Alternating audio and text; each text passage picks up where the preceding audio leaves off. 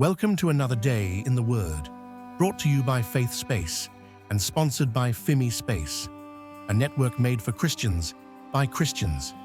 Today's message is rooted in the prophetic fire of Isaiah 9:6-7.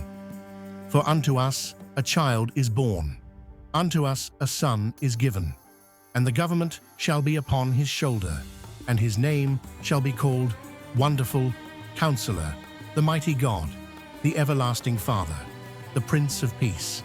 Of the increase of his government and peace there shall be no end, upon the throne of David and upon his kingdom, to order it and to establish it with judgment and with justice from henceforth even forever.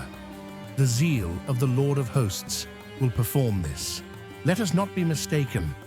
When Christ came, he did not come merely as a teacher, a healer, or a martyr. He came as a king. From a political perspective, Jesus of Nazareth arrived to claim his rightful inheritance, the throne of David, the kingship of Israel.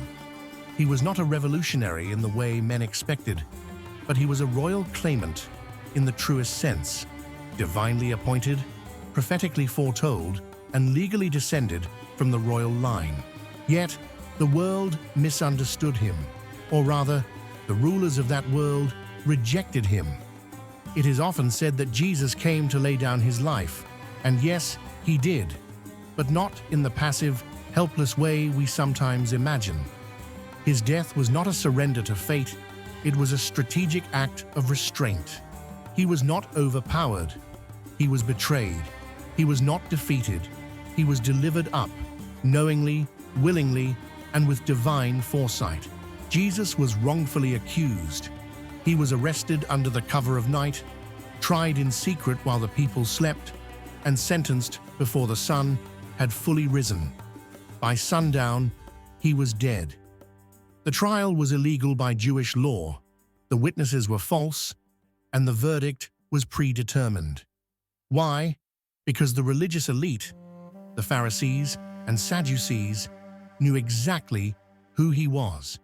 They knew he was the heir to the throne of David, and that terrified them. These men were not defenders of the faith. They were political opportunists cloaked in religious garments.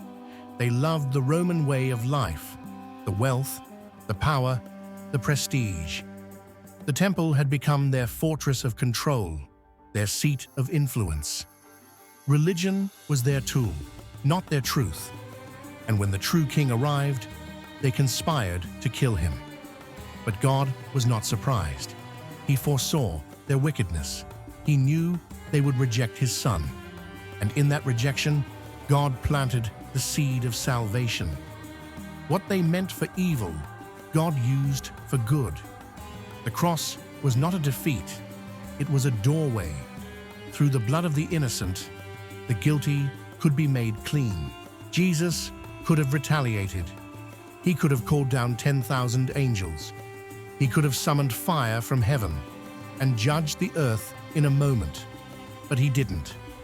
Instead, he looked upon his murderers and said, "Father, forgive them, for they know not what they do." That was not weakness.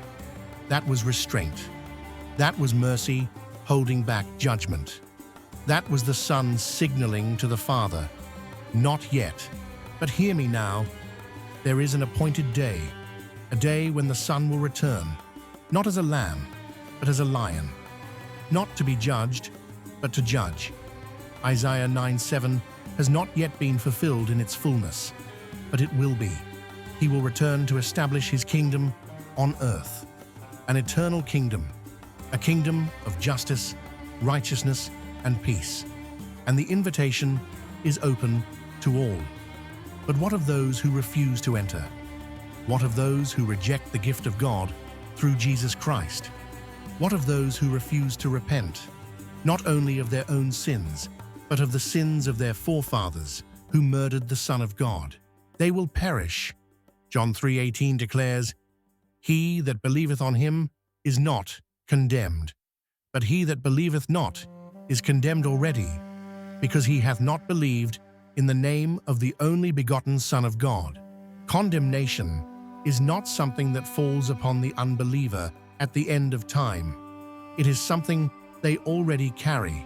It is the inheritance of Adam, the curse of rebellion, the wrath of God stored up for the day of judgment.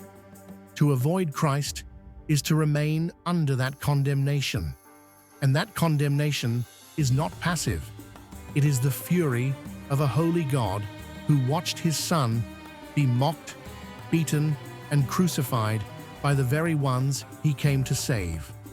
But even then, Jesus asked for our forgiveness. Yet the day is coming when the Father will send his Son again.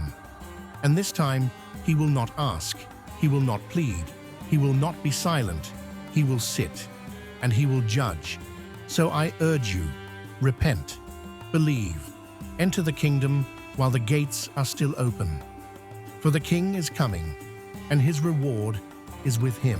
Thank you for listening. If this message stirred your heart, subscribe and join our network at fimispace.com, a network made for Christians to support Christians. Let's build together, let's stand together, and let's prepare the way of the Lord.